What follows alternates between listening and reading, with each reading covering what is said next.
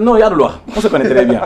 on se connaît. on se connaît. on se connaît très bien. ñi nga xamante. non dëgg la yow ba ma nekk université nekk université maa ngi université su ma ne on se connaît ça veut pas dire que yow dañu tase université. mais xam naa ko un peu de respect quand même envers ceux qui nous suivent nañ leen respecter quand même débat de personne. moo wax li ma xalaat ci justement kaw Guy Marius Sagna. sa grand la université laisse-moi parler de ça. sa grand la dégg nga pas kaw Guy Marius Sagna mais les propos qu'il a tenus. benn problème. D'accord man nangul naa loolu sama grand nga sama lépp nga loolu bañu ma ko am benn problème par rapport à ça. non loolu indiwuñu sax les propos Guy Marius Sagna en personne moom intéressé wuñu mais c'est propos maanaam li ma bëgg ñu xam mooy que ni ñoom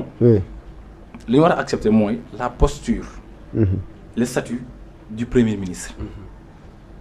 il faut que ñenn ñi fexe seen xol ñu mën a accepter loolu noonu maanaam gis nga la plupart ñuy wax dakaa fal ba pare bàyyil ko mu présider bàyyil ko mu am liberté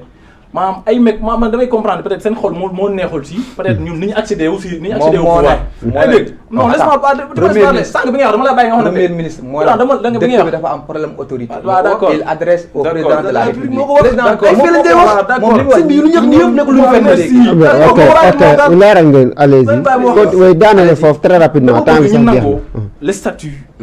xam nañ loolu du premier ministre xam nañ ko que vous l'acceptez man d'accord amul problème maa wax ji dafa bëri ci le premier ministre il y a eu combien de premiers ministres au Sénégal 16 premiers ministres maanaam boo xoolee tey actuellement même fii ba 30 ans ba xale yi nga xamante ni dañuy doog a judd boo leen doon laaj le premier ministre le plus influent dañuy ñëw si Ousmane Sonko donc loolu da ngeen ko koy nangu loolu lu ko yàlla may la beneen bi mooy que ni. maanaam moom influent liggéey la ñuy xaar. d'accord merci pas influence. d'accord ay premier ministre merci influenceur d'accord ñun am na ay influenceurs. d'accord gis nga le premier ministre actuel. le président de la République je pense que moom si boppam génn na télé wax ko quoi. que ni moom il compte même renforcer ses pouvoirs. Il compte même renforcer les pouvoirs du premier ministre parce qu'il veut davantage être aidé dans ses tâches au quotidien. Je pense que ni maam loolu gisuma ci lu métti la xamante nit tey war na ci mën a taxaw di ci argumenter lu négatif. non déglu ma damay ñëw. propos Guy Marius Sagna légitime ak légal la wax si. propos Guy Marius Sagna bi amul dara loo xamante ni tey moom ngeen ci bëgg a def ay analyse pour indi si ay xiiroo nga yoo entre c'est digne c'est bien. c'est pas offenser le président de la République loolu garaaw man gisuma ci dara loo xamante ni c'est offensé allez-y par rapport ak propos yi propos non parce que ñoom ñàkk a xam peut-être moo tax ñu nekk fii parce que entre légalité et légitimité dafa nekk ñaari mbir yoo xam ne bokkuñu il faut ngeen comprendre benn affaire il faut ngeen comprendre non attends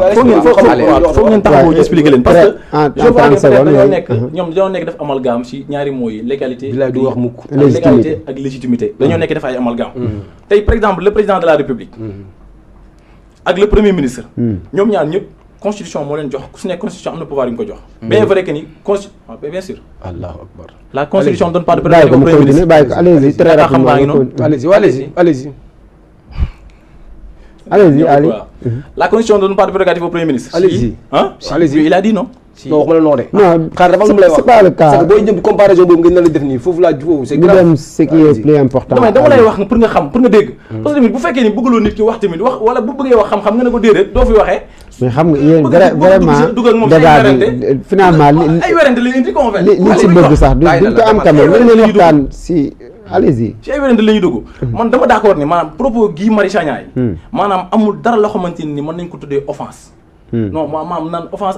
au président non man gisuma ko ci propos Guy Marius Sagna xam laa ci gis mooy que ni il a accepté que ni maam lu am la ko en fait ñaari président nag loolu itam maam question ñaari président xam nga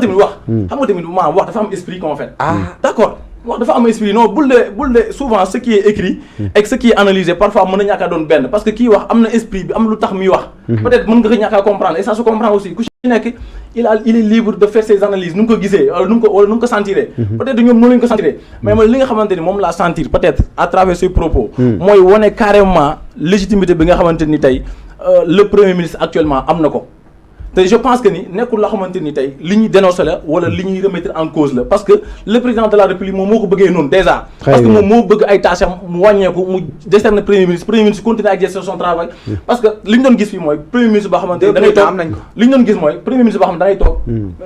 mais Guy Marius Sagna n'a pas dit ça yow li ngay wax nii quand même c'est diamétralement opposé par rapport ñaari président bind na ko da koo bind deux présidents waaw deux présidents mais Sénégal dafa am deux présidents loolu ànd nga ci wala àndoo ci da am deux présidents waaw waaw loolu la léegi damay ñëwaat ok gis nga merci tey allez-y Guy Marius Sagna oui gis nga fii dañu fay toog je pense que il faut qu'on respecte les téléspectateurs ak les internautes qui surtout vraiment xam nga lu tax ñu war leen respecté gis nga propos bu ñu fiy def des fois dañuy baax ñu xool suñu bopp yàlla gis nga ni muy toogee di attaque nguur bi yàq nañ lii il faut avoir le courage de dire quand c'est baaxul da ngaa lii baaxul propos yoo xam ne baaxul Abou Diagne bu ko waxoon man tey Abou Diagne tey fii lañ may fekk jël si ma parce que offense la par exemple légal mooy il faut que respecter le choix saaga wax naa ko man mu neex ma man ne sama xol day tàng naqari tàng je respecte le choix des Sénégalais mooy 54% yi peut-être voté lu ma leen mais 54% yi dama koy respecter parce que c'est la majorité tey majorité boobu ñoom ñoo fal nu tudd le président xam kenn mënu ko ñëw di wàcce déedéet mais il a le droit moom mu wàcce Ousmane Sonko oui suba mën na koo dindi loolu rek waxaale noonu way bu xam dañu ne xam-xam la ñuy wax xam-xam la ñuy wax très rapidement xam-xam bu ñuy wax ne mooy Guy Marius Sagna tey ñu ñëpp gisoon Guy Marius Sagna combat mu mënee mooy foxoon na sax ay ñaari xaj buñ doon xeex sax mu ne fekk si leen foofu foo wax mu ne la France dégage mais dégage c'est les plus France déglu ma dégage leen xale ngay dégg dégage nañu dégage Osan yi xeexu leen dégage na lañu wala dégage France dégagé na France dégage wu leen non Osan yi nga amati base militaire fii nii base militaire bi mooy France waaw dégg nga loolu France les sociétés françaises sont là mais non souveraineté léegi question de souveraineté la wax si Guy Marius Sagna la question de souveraineté gis nga Sénégalais yi pour nga débarquer au Sénégal nga am souveraineté waaw xaaral léegi merci allez-y laisse-lui continuer allez faut que les gens connaissent maintenant ñun ñooy Guy kaw Guy Marius Sagna tey boo taxawee di bind ce qu'il a écrit c'est clair am na loo xam ne bu ko nit jéem a interpréter wala ñu koy wax si la gis nga nit il faut avoir gis ngeen man tey mën naa ànd ak nit mais quand il a fauté il faut avoir le courage de dire qu'il a fauté il a dit clair noir sur blanc qu'il y a deux présidents de la République il a dit nekkul loo xam ne man tey su ma ko defoon diffamation nañ ma jàpp li may wax du diffamation sa page xoolal si sa page Facebook la ko bind defe naa ne loolu c'est grave man tey deux présidents de la République moo ko wax li may wax nii nekkul lu ñuy sos li ñëpp kii journaliste bi fekkee na ko deux ñëpp présidents de la République il n'a pas dit ça. Guy Marius Sagna deux présidents est-ce de la que kii République gis na li poste kun gisul Guy Marius Sagna lu mu bind ko.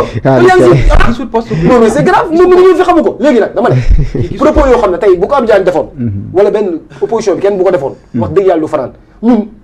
ak quoi qu'on dise li may wax chaque jour on a un seul président de la République on a un seul premier ministre notre président de la République c'est le gafal ko président Bassirou Diomaye Faye Sénégalais yi moom lañ fal ak nag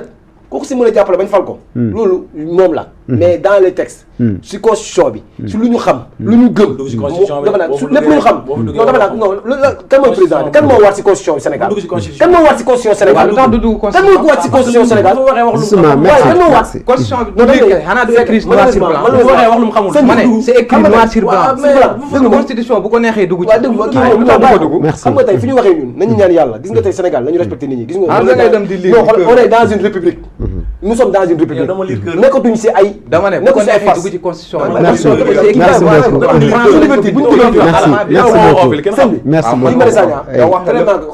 merci nekkul lu ñu bett si moom mais heureusement que ne les Sénégalais wax dëgg yàlla kii lañ fay jumaa lañ fay jumaa yi lañ fal y a pas de président te nag loolu yàlla mu ñaan justice Sénégal bu nekkee ñoom dañoo indépendante bu ñuy wax mooy séparation du pouvoir bu muy am bu nekkoon le pouvoir exécutif contrôle le pouvoir judiciaire Guy Marius Sagna du fanaan kër merci beaucoup maa ngi jéggalu bu baax jërëjëf Abou Diagne merci bàyyi la nga tàggatoo waaw ñu ngi tàggatoo di kontaan par rapport ak invitation bi malheureusement débat bi bu ñu ko melee nii mais foofu lañ ko yóbbu nañ ko si ay débat de personne Aliou Thiam en personne si loolu la ko yóbbu ñu ñaan tamit mooy par rapport ak fu may tëjee ak fu may ubbiwaat rek mooy président Lat Diop ñu ngi ñaan yàlla mooy injustice bu ko jàpp ñu ngi ñaan yàlla justice ñëw taxaw ba génnewaat ko fu mu nekk je pense que liggéeyal na Sénégal tey nekk na fi ñun ñëpp par exemple tey c'est mal connaître Lat Diop exemple buñu ne am na benn boy bi ni ki noonu Lat Diop toog muy dox ma ne ko da ngaa xamul Lat Diop par rapport ak kirsëm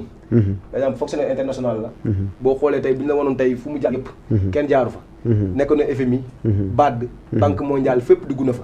ça veut dire que kooku am na carrière boo xam ne carrière bu riche la te il pouvait aider le pays te c'est un digne fils quelqu'un qui a contribué au développement du Sénégal tey moo xoo benn anecdote tey Ila Touba bi gars yi di kontaan nii di dem di si dem c'est Lat Diop qui a négocié ça